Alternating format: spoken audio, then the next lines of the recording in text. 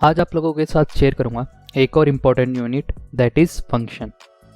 आज की वीडियो में देखेंगे कि फंक्शंस हम कैसे क्रिएट करते हैं, कैसे हम फंक्शन को कॉल कर सकते हैं और कैसे हम पैरामीटर्स को यूज़ कर सकते हैं फंक्शन के अंदर इन एंगुलर।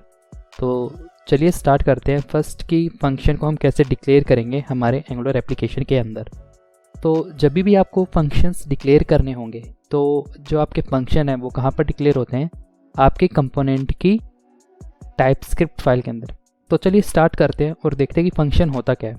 फंक्शन क्या है? ब्लॉक ऑफ कोड्स है जो यूज़ किया जाता है रीयूजेबिलिटी के लिए। मीन्स जो कंपोनेंट है हमारा और जो फंक्शन है वो दोनों सेम तरह से काम करते हैं। मल्टीपल्स यूज़ के लिए हम क्या करते हैं, फंक्शन और कंपोनेंट का यूज़ करते हैं। तो अब आपके दिमाग में ये चल रहा होगा कि सर जब फंक्शन और कंपोनेंट दोनों सेम है तो हम फिर दोनों में से एक चीज़ को क्यों नहीं यूज़ कर लेते। देखो यार, जो बेसिक डिफरेंस है फंक्शन और कंपोनेंट के बीच में कि जब आपको कंपोनेंट को पूरे एप्लीकेशन के अंदर यूज़ करना हो, कहीं भी यूज़ करना है, तो आपको सिर्फ क्या उसके सिलेक्टेड टैग का यूज़ करना है। बट जब आप फंक्शंस को यूज़ करना चाहते हो अपने थ्रू आउट एप्लीकेशन के अंदर, तो जो प्रोसेस है वो काफ़ी कॉम्प्लेक्स है। तो इसलिए हम क्या करते हैं, जब हमें थ्रू आउट एप्लीकेशन के अंदर किसी फंक्शनैलिटी को रीयूज़ करना हो तो हम कंपोनेंट का यूज़ करते हैं। और अगर किसी पर्टिकुलर मॉड्यूल के अंदर जब हमें किसी फंक्शनैलिटी को यूज़ करना हो तो हम किसका यूज़ करते हैं, फंक्शन का यूज़ करते हैं। आई होप आपको फंक्शन और कंपोनेंट के बीच का डिफरेंस समझ में आ चुका होगा। तो अब हम देखते हैं कि हम फंक्शन को डिक्लेयर कैसे करेंगे। तो डिक्लेयर करने के लिए हम अपने एडिटर के ऊपर चलते हैं। तो जो भी आपका फंक्शन है वो कहाँ पर डिक्लेयर होगा, आपके कंपोनेंट की टीएस फाइल के अंदर। जैसे कि मेरा ऐप कंपोनेंट है, अगर मेरे को इसके अंदर फंक्शन डिफाइन करना है तो इसके टाइपस्क्रिप्ट फाइल के अंदर हम क्या करेंगे, फंक्शंस को डिफाइन करेंगे। तो मैं यहाँ पर एक फंक्शन डिफाइन कर लेता हूँ। मैं यहाँ पे लेता हूँ सब्सक्राइब।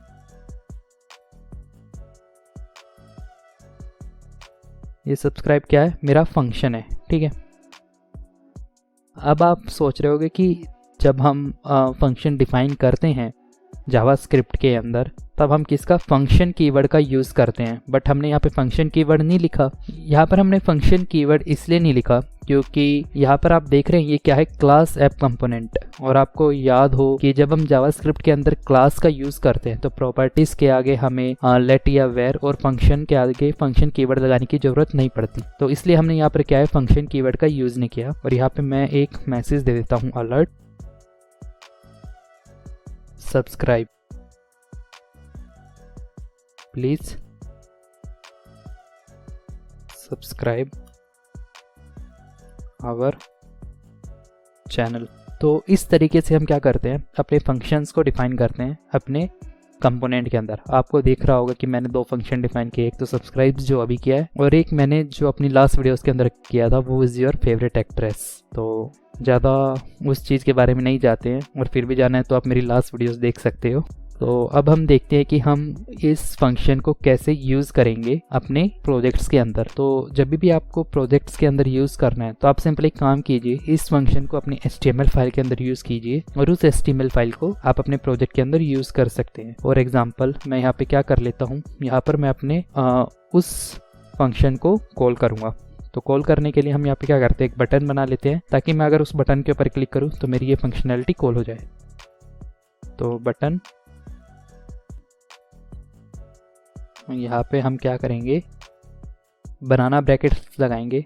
जब आप इस तरह के ब्रैकेट्स लगाते हो, इसको हम बोलते हैं बनाना ब्रैकेट्स, और इसके अंदर आप लिखेंगे क्लिक। क्लिक यहाँ पर क्या है, क्लिक इवेंट। जब हम इस बटन के ऊपर क्लिक करें तो हमारा इस फंक्शन को कॉल कर दे। तो यहाँ पर हम क्या करेंगे, अपने फंक्शन का नाम दे देंगे जो कि है सब्सक्राइब, और यहाँ पर फिर से पैरेंथेसिस, और यहाँ पे मैं दे देता हूँ क्लिक मी, क्लिक मीनी। तो अब जैसे ही हम बटन के ऊपर क्लिक करेंगे तो क्या होगा, हमारा जो फंक्शन है वो क्या हो जाएगा, कॉल हो जाएगा, क्लिक। और यहाँ पर क्या आ गया, प्लीज़ सब्सक्राइब अवर चैनल।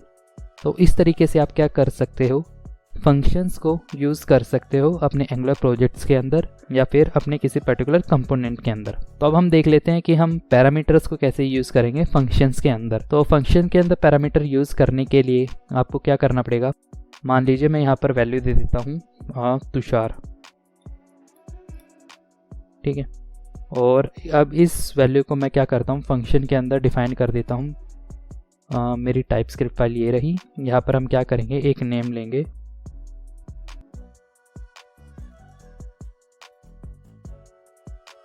और यहाँ पे मैं क्या करता हूँ,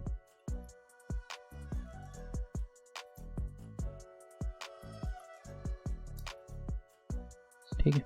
अब आप देख रहे हैं कि यहाँ पर सही है, बट यहाँ पर एरर दिखा रहा है।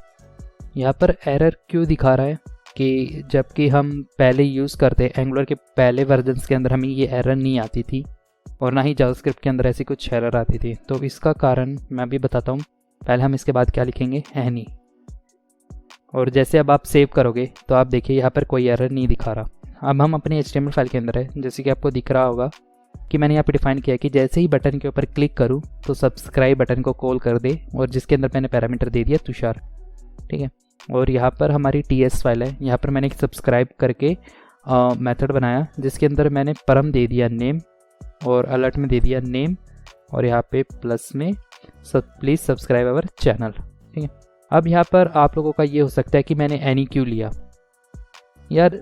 यहाँ पर हम क्या कर रहे हैं, टाइपस्क्रिप्ट फाइल का यूज़ कर रहे हैं। तो टाइपस्क्रिप्ट फाइल के अंदर जब भी हम पैरामीटर्स देते हैं तो आपको आपके परम का टाइप्स डिफाइन करना पड़ेगा कि आपका परम नंबर है, बुलियन है, स्ट्रिंग है या कुछ और है।